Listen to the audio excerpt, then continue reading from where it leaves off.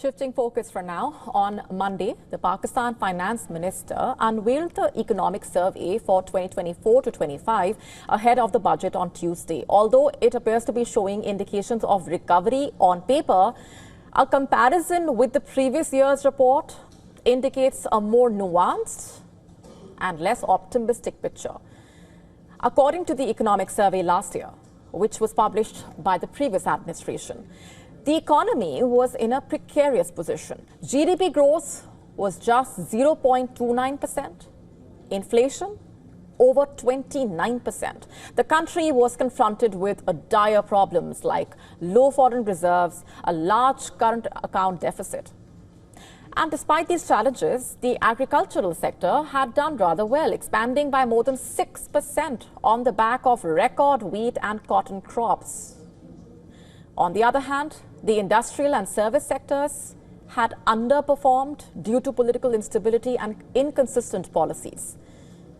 On Monday, the government said things got better in 2025, with GDP growth of 2.7%. However, that figure is questionable as it is higher than the IMF's 2.6% prediction. The survey showed inflation is down to 4.6%.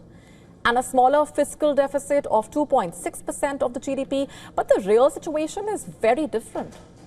Agriculture, which had led growth last year, slowed down sharply to just 0.56% in 2025. Major crops like wheat and cotton saw big drops. To make up for this, the government tried to boost the growth numbers of livestock instead. The drop in interest rates from 22% to 11% was a good thing, but it came too late to actually save large-scale manufacturing, which is still shrinking.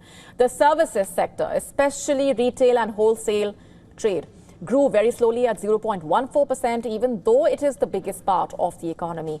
And the government is obligated to provide a comprehensive economic picture under the Fiscal Responsibility and Debt Limitation Act.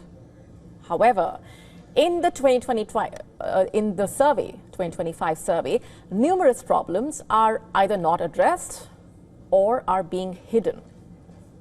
And these include rising energy circular debt, poor development at the provincial level, and ongoing debt repayments. The government's emphasis on showing positive indicators appears to be more of a public relations tactic for lenders like the IMF than an honest report for the public. Meanwhile, ordinary citizens still face food inflation, job shortages, and a faltering rupee.